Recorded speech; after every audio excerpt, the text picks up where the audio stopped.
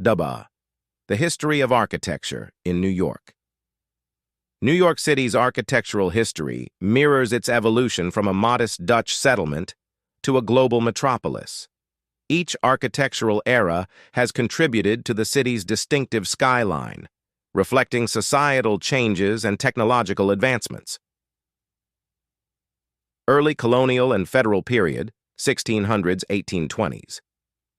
New York's architectural journey began in the early 17th century with Dutch settlers in New Amsterdam. Buildings from this period, such as the Wyckoff House, 1652, were simple, practical structures made from local materials. After the British took control in 1664, Georgian and Federal styles became prevalent, exemplified by St. Paul's Chapel, 1766, with its classical design and symmetrical form. The rise of the skyscraper, late 19th, early 20th century. The late 19th century saw New York become a hub for architectural innovation, particularly with the advent of skyscrapers. The Home Insurance Building, 1885, introduced steel frame construction. This period also saw the construction of the Flatiron Building, 1902, designed by Daniel Burnham, which became an icon of New York with its unique triangular shape. The Woolworth Building, 1913, designed by Cass Gilbert, further exemplified the era's ambition, standing as the tallest building in the world at its completion.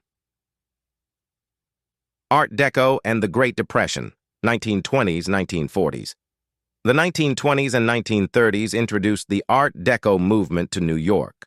Characterized by geometric shapes, rich colors, and lavish ornamentation, the Chrysler Building, 1930 by William Van Allen, is a quintessential example with its stainless steel spire and automotive motifs. The Empire State Building, 1931, soon followed, becoming an enduring symbol of the city. During this time, Rockefeller Center, designed by Raymond Hood, showcased Art Deco principles and urban planning in its complex of buildings, including Radio City Music Hall. Modernism and International Style, 1950s-1970s, post-World War II, New York embraced modernism and the international style, emphasizing simplicity, function, and new materials like glass and steel. Ludwig Mies van der Rohe's Seagram Building, 1958, is a hallmark of this era with its minimalist bronze facade and innovative use of open space. The United Nations headquarters, 1952, designed by an international team including Le Corbusier and Oscar Niemeyer, features clean lines and curtain walls, embodying the international style.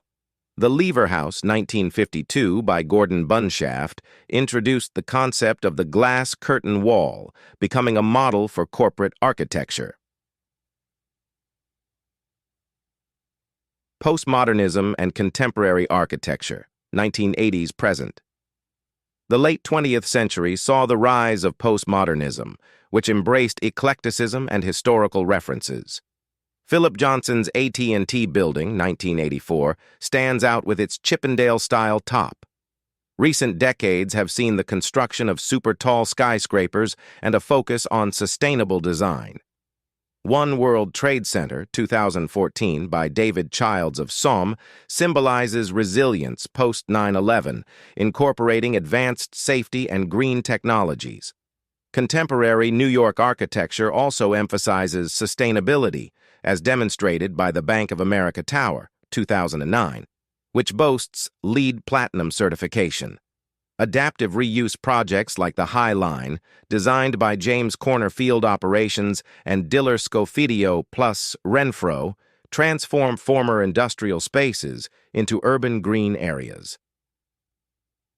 Conclusion. New York City's architectural history is a dynamic narrative of innovation and resilience.